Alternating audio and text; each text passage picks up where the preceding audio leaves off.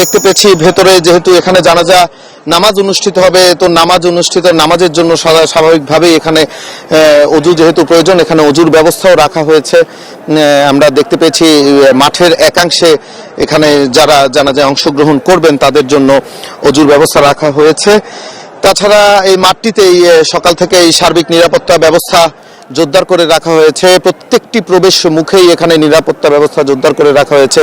আপনাদেরকে যদি একটু দেখানোর চেষ্টা করি যে কিছুক্ষণ আগেই যেমনটা জানাচ্ছিলাম, আজ কিন্তু শরীফ ওসমান হাদি যেহেতু মৃত্যুবরণ করেছেন, তাকে কেন্দ্র করেই আজকে রাষ্ট্রীয়ভাবে শোক পালন করা হচ্ছে। এবং আমরা দেখতে পাচ্ছি সংসদ ভবনের যে জাতীয় পতাকা, আপনারা হয়তো দেখতে পাচ্ছেন, সরাসরি আপনাদের দেখানোর চেষ্টা করছি। সংসদ ভবনের যে পতাকা, সেটিও কিন্তু রাষ্ট্রীয় শোক দিবস পালন উপলক্ষে অর্ধনির্মিত করে রাখা হয়েছে।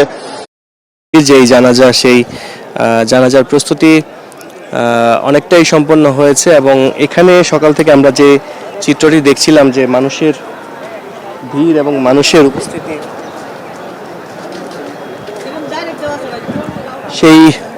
সেই উপস্থিতি কিন্তু এখন বাড়ছে। অর্থাৎ বেলা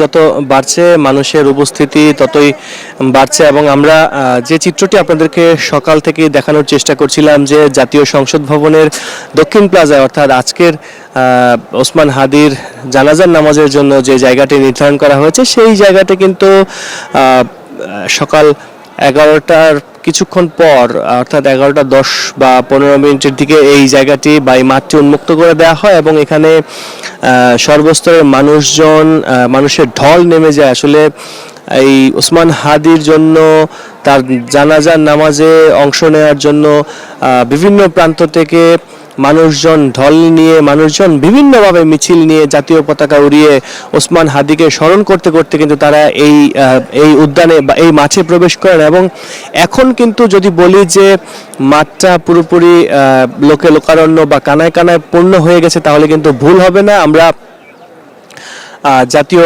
সংসদ ভবনের দক্ষিণ প্লাজায় এই যে মাঠ, সেই মাঠে কিন্তু আমরা দেখছি যে সর্বসাধারণের জন্য মাঠটি খুলে দেওয়ার পর বিভিন্ন গেট দিয়ে নির্ধারিত যে 3টি গেট রয়েছে সর্বসাধারণ প্রবেশের জন্য, সেই 3টি গেট দিয়ে কিন্তু মানুষজন প্রবেশ করছেন। এবং তারা এই মানুষজন প্রবেশের ক্ষেত্রে কিন্তু প্রবেশ পথে, অর্থাৎ প্রবেশ মুখে পুলিশের, আইন শৃঙ্খলা রক্ষা বাহিনীর কড়া অবস্থান আমরা দেখেছি। এবং যেই নির্দেশনাগুলো ছিল, সেই নির্দেশনাগুলো মেনেই কিন্তু এখানে সবাইকে প্রবেশ করানো হচ্ছে। এবং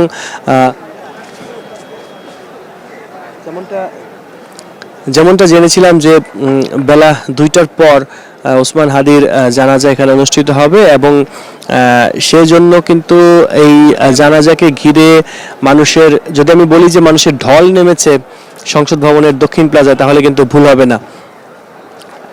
বিভিন্ন জায়গা থেকে আমরা দেখেছি বিভিন্ন বয়সের, শ্রেণী পেশার মানুষজন তারা দল বেঁধে এই দক্ষিণ প্লাজায় আসছেন। এবং তারা আমরা যদি আপনাদেরকে একটু প্রবেশ পথের চিত্র যদি দেখানোর চেষ্টা করি, যে জাতীয় সংসদ ভবনের দক্ষিণ প্লাজা প্রবেশ পথ যেখানে আছে, সেখানে কিন্তু মানুষজন লম্বা লাইন ধরে একদম মাঠ থেকে শুরু করে আসাদ গেটের যে রাস্তাটা রয়েছে, অর্থাৎ ন্যাম ভবন হয়ে আসাদ গেটের দিকে যে রাস্তা, সেই রাস্তা কিন্তু একদম লোকারণ্য হয়ে গেছে। এবং লম্বা লাইন, সুশৃঙ্খলভাবে লাইন ধরে মানুষজন এখানে প্রবেশ করছেন। এবং আমরা যদি বলি যে এখনো মানুষজন আসছেন মিছিল নিয়ে, স্লোগান দিয়ে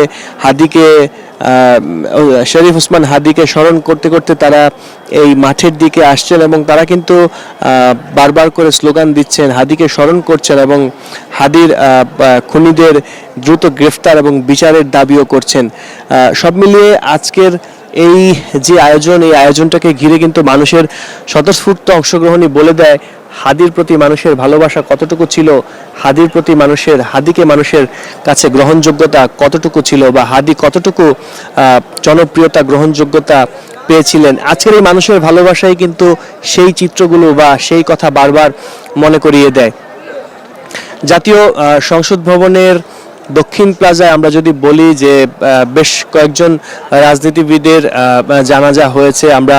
আমরা জানি যে এই মানিক মিয়া এভিনিউতে শহীদ রাষ্ট্রপতি জিয়াউর রহমানের জানাজার নামাজ অনুষ্ঠিত হয়েছিল এবং হোসেন মোহাম্মদ এরশাদের দ্বিতীয় জানাজার নামাজও এই দক্ষিণ প্লাজায় হয়েছিল এবং এরপর আরো অনেক রাজনীতিবিদের জানাজা এখানে হয়েছে। কিন্তু এই প্রজন্মের রাজনীতিবিদ বা যুব নেতা যদি বলি, সংগঠক যদি বলি, একজন বিপ্লবী যদি বলি, ওসমান হাদির এই জানাজার আজকের এই আয়োজনটা কিন্তু বাংলাদেশের ইতিহাসে একটা অধ্যায় হয়ে থাকবে, একটা জায়গা করে নেবে। কারণ হাদির প্রতি মানুষের এই যে স্বতঃস্ফূর্ত অংশগ্রহণ, এই অংশগ্রহণটা কিন্তু আগামী প্রজন্মের কাছে নতুন বার্তা দেবে এবং আগামী প্রজন্মের কাছে হাদি একটা অধ্যায় হয়ে, একটা নাম হয়ে, একটা ইতিহাস হয়েই থাকবেন।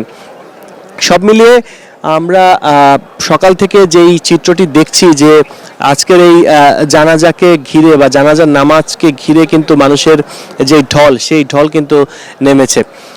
তো গতকাল আমরা আপনাদেরকে জানিয়েছিলাম সিঙ্গাপুর থেকে বাংলাদেশ বিমানের একটি ফ্লাইটে করে 5:50 বিকেল বা সন্ধ্যা 5:50 ওসমান হাদিকে ঢাকায় নিয়ে আসা হয় এবং তার কফিনটাকে আমরা দেখেছি জাতীয় পতাকায় মুড়িয়ে দেওয়া হয়েছে এবং ওসমান হাদি সবসময় যা চেয়েছিলেন যে তিনি তার বক্তব্যে, তিনি তার কথায় জানিয়েছিলেন যে শহীদি মৃত্যু তিনি চান এবং শহীদি মৃত্যুই তার হয়েছে এবং এখানে যারা এসেছেন তারা